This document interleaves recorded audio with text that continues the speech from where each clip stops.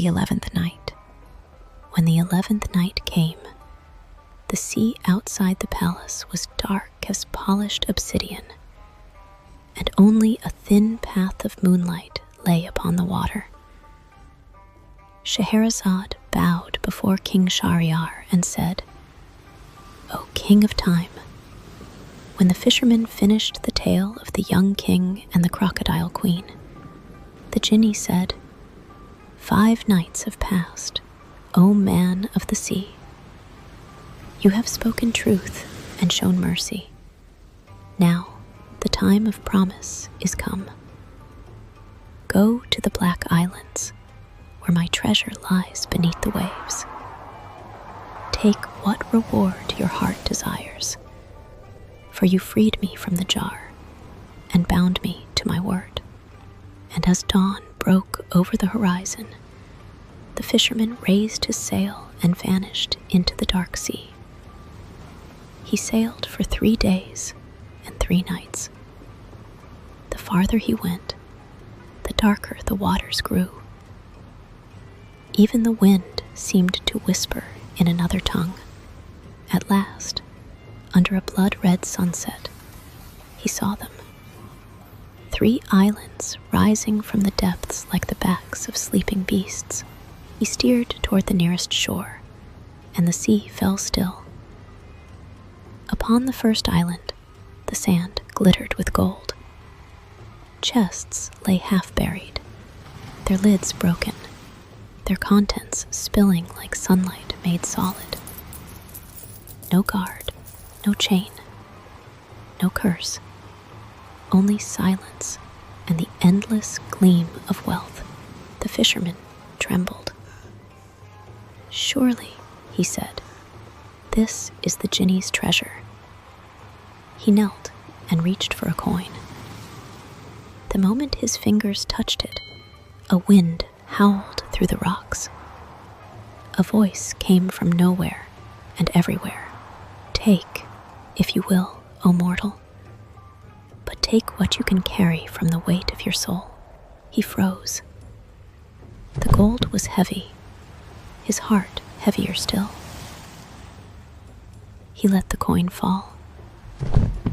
It hit the sand like a drop of rain, and at once the world brightened. The sea returned to blue. The wind stilled. "Gold is the first snare of fools," he said, "and I have mended too many nets to be caught by it." He pushed off his boat and sailed to the second island. The second island rose, steep and jagged, its cliffs breathing steam. No beach, no port, only stone slick with heat and the smell of iron. He dropped anchor in the shadow of the cliffs, but the air thickened. The sea began to churn. Clouds gathered, black and low, and thunder shook the horizon. For 3 days and nights the storm raged. Rain lashed his face. Lightning clawed the mast. His sail tore to ribbons, and hunger gnawed at his bones. More than once he cried to the empty air, "Oh, Jinni, is this your gift? To drown me in the sea you swore would reward me?" No answer came, only the roar of waves. Yet, somewhere beneath the fear, a gentler voice stirred. The memory of his own patience, the lessons of his trade. He said to himself, "The sea is not cruel. It tests what it loves. A net tears before it is mended strong." So he sang to the storm. He sang of home, of the smell of fish and salt, of wives who wait by the fire. And when his song was finished, the rain ceased, the clouds opened, and the sun broke across the sky. a voice rose from the cliffs, deep and calm. You have passed the trial of patience. Those who would keep treasure must first endure the storm that guards it. He nodded once and turned toward the final island. The third island was smallest, black sand and shallow pools reflecting the dying sun. The air was still and smelled faintly of fire. As he drew near, he saw a man in the surf, clutching a great chest bound with iron. Each wave struck, dragging the man under, and still he clung to it, gasping and crying for help. "Oh, sailor, aid me. The treasure is mine, but it pulls me down." The fisherman saw gold glimmering through the cracks. His heart leapt. All the wealth of the world within reach.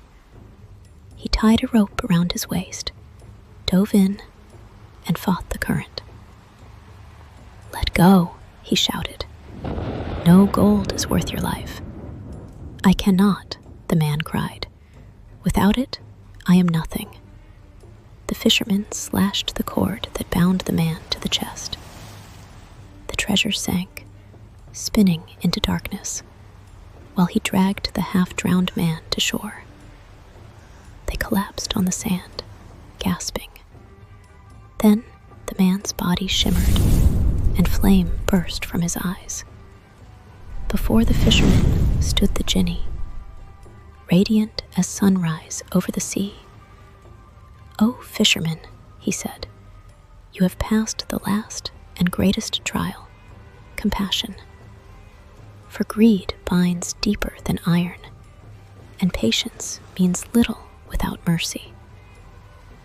He raised his hand, and the sea became calm as glass. From the water floated a small chest of carved wood and silver hinges. It rested at the fisherman's feet. "This is the treasure you have earned. Not the gold that sinks, but the gift that endures." The fisherman opened it. Inside lay a net woven of silver light and 3 pearls like frozen tears. The Jinni said, "Cast the net once in your life, and it will bring you what your heart most needs, not what it desires. The pearls will keep hunger and sorrow far from your door. Go now, man of the sea. You have freed me, and I free you from want." And with that, the Jinni vanished in a flash of crimson fire, leaving only the hush of waves and the glow of dawn. Scheherazade's voice softened like foam upon the shore. King Shahryar sat long in silence, listening to the sea. "So," he said at last, "the fisherman gained all by seeking nothing." She bowed. "Yes, O king. For those who cast away greed, draw up wisdom instead." The king smiled faintly.